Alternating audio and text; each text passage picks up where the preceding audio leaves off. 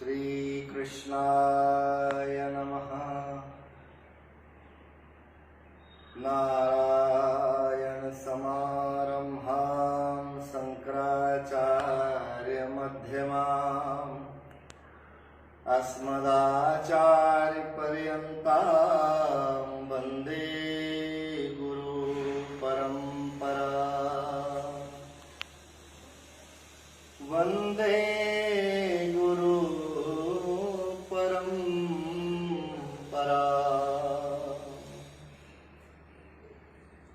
परम मंगलमय हरिद्वार का ये सप्त ऋषियों की तपः स्थली, भगवती भागीरथी का उद्गम,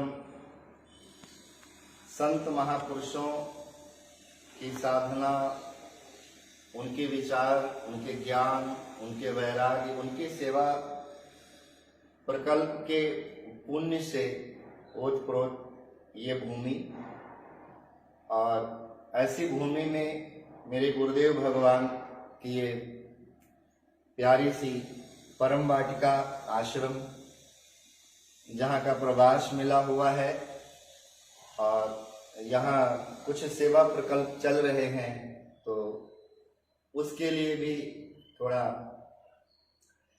आवश्यकता रही, तो गुरु महाराज ने यहाँ प्रवास दे दिया है। हम तो उनकी रजाई समझते हैं। एक एक क्षण, एक एक पल वो गुरु की रजा से ही व्यतीत होता है शिष्य के जीवन में। तो श्राद्ध पक्ष चला हुआ है, बहुत से लोगों का फोन भी आता है, कुछ आधुनिक समय के लोगों का भी फोन आता है कि श्राद्ध करना चाहिए कि नहीं करना चाहिए, श्राद्ध करने से क्या होता है। बड़ा आश्चर्य होता है और मन में थोड़ी खिन्नता भी आती है कि जिसके पुण्य के द्वारा, जिसके परिश्रम के द्वारा, जिसके सेवा सहयोग के द्वारा, जिसके तप साधना के द्वारा हमें जीवन मिला और हमारे जीवन की ये सारी उपलब्धियां मिली, सारे साधन मिले, और ऐसी दिवंगत आत्मा के लिए हम अपने जीवन से कुछ करना ना चाहें, ये हमारे सनातन धर्म के लिए बहुत बड़े अफसोस की बात है। तो जो साधक प्रवृत्ति के हैं, धर्म पारायण हैं, साधु महात्माओं से जुड़े हैं, और खास करके इस धरती पर, इस धराधाम पर, भारत भूमि में जिनका निवास है, ऐसे लोगों में तो ऐसा विचार नहीं आना चाहिए। श्राद्ध है क्या? श्राद्ध, श्रद्धा एक शब्द है, श्रद्धा, जिसको गीता में भगवान श्री कृष्ण कहते हैं कि श्रद्धावान लभते ज्ञानम। भगवान देवादिदेव महादेव की स्तुति में भी कहा गया, वंदे बोधमयम नित्यम गुरुम शंकर रूपिणम यमार्षतो ही वक्रोपी चंद्रा सर्वत्र वंदते भवानी शंकरो वंदे श्रद्धा विश्वास रूपिणो। श्रद्धा विश्वास रूपिणो। श्रद्धा बहुत ही उपयोगी शब्द है। हर प्रवृत्ति में, हर कार्य में, हर व्यवहार में हमारी श्रद्धा का दर्शन प्राप्त होता है। यदि हमारा किसी से कार्य व्यवहार अच्छा है, हम किसी का आदर सत्कार करते हैं, हम किसी के लिए कुछ करने को सोचते हैं, किसी की शुभ चिंतन करते हैं, हम किसी के बारे में सोचते हैं, उसकी उन्नति हो, उसका विकास हो, उसका सहयोग हो, हम अपने जीवन से कुछ निकाल करके अपने सुख का साधन दूसरे को देने के लिए सोचते हैं, तो वहां पर भी यदि कोई पूछे कि आप क्यों करते हो उसके लिए, तो व्यक्ति बोलता भाई हमारी श्रद्धा है, मंदिर के लिए है, गौ माता के लिए है, आश्रमों के लिए है, तीर्थ के लिए है, शमशान भूमि के लिए है, अपने गुरुदेव के लिए है।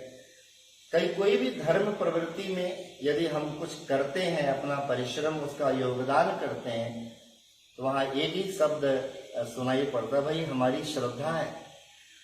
और जहां श्रद्धा हो वहां भगवान वैसे ही आयोजन के लिए और वैसे ही समावेश बना देते हैं, वैसी संप्रवृत्ति बना देते हैं, हम उसमें सफल हो जाते हैं।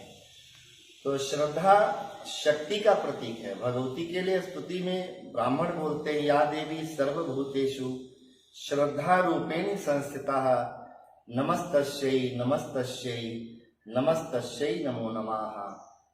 तो श्रद्धा से श्राद्ध शब्द बना है।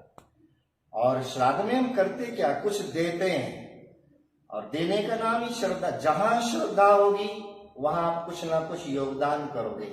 आप वाणी का योगदान करोगे, आप बुद्धि का योगदान करोगे, आप अपनी विवेक का, अपनी समझ का, अपने परिश्रम का, अपने तपह पुण्य का, अपनी किसी भी अच्छी चीज का योगदान आप तभी करोगे जब आपकी श्रद्धा होगी। तो श्राद्ध अवश्य करना चाहिए। पितृपक्ष के अंदर अपने बुजुर्गों का दिन, अब वो तिथि उसका पता करके और वो वही तिथि हो, वही दिन हो तो और भी उत्तम है। लेकिन यदि वो तिथि वगैरह निर्धारित हम नहीं कर पाते तो कभी भी श्राद्ध पक्ष में उन दिवंगत आत्माओं को याद करें और श्रद्धा से ओत-प्रोत होकर के हमें तर्पण अवश्य करना चाहिए। हमारे हिंदू धर्म में तर्पण और समर्पण ये सब बहुत ही महत्व के शब्द हैं। समय का भी थोड़ा अभाव है तो, लेकिन फिर भी आज हमने कोशिश किया कि आप सब लोगों के साथ हम चित्र के द्वारा, अपनी आवाज के द्वारा अपने भावनाओं को आपसे शेयर करें, आदान प्रदान करें। तो श्राद्ध अवश्य करना चाहिए। ये जितने लोकांतर है, मृत्यु लोक है, वैकुंठ लोक है, सत्य लोक है, कैलाश लोक है, ब्रह्म लोक है, ऐसे पितृ लोक भी है।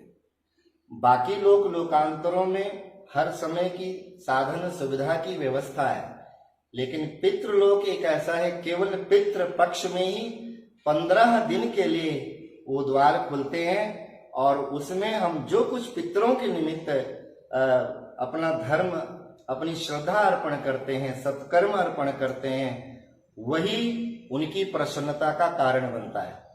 क्योंकि मनुष्य के जीवन की उन्नति में पितरों की भी अहमियत है। इसलिए कई लोगों के जीवन में पितृ दोष लगा होता है तो उनके जीवन की उन्नति बाधित हो जाती है। संतान के प्रति, व्यापार के प्रति, पारिवारिक, सामाजिक कई प्रकार की परिस्थितियां बन जाती हैं जहां इंसान बहुत व्यथित और दुखी रहता है। तो पितरों की सहानुभूति हमें चाहिए, उनकी प्रसन्नता हमें चाहिए, और वो तभी निश्चित हो सकती है जब हम उनके प्रति अपनी श्रद्धा भाव समर्पण कर सकें, अपनी श्रद्धा के अनुसार हम उनके लिए कोई सत्कर्म कर सकें, कोई भी पुण्य कार्य कर सकें। यह हमारे लिए बहुत उत्तम कार्य है और हमारी ड्यूटी भी बनती है। हमें दुनिया में बुलाया गया, हमें दुनिया में सुख से रहने के लिए साधन प्रदान किया गया। हम तो अबोध थे, हम तो नवजात थे, लेकिन हमारे लिए इतना चिंतन कर करके कि हम 5 वर्ष के होंगे तो हमारी व्यवस्था कैसी होगी, 25 वर्ष के होंगे, 50 वर्ष के होंगे, पहले से ही जिनके माध्यम से हम संसार में आए हैं उनको हमारी कितनी चिंता रही। और हमें यदि श्राद्ध के लिए भी अरुचि हो जाए, श्राद्ध करने में भी हमारी रुचि ना रहे, श्राद्ध कर्म और श्रद्धा धर्म सत्कर्म करने के लिए भी हमारे मन में संशय आए तो ये हमारा दुर्भाग्य है और ये हमारे प्रारब्ध को बाधित करेगा।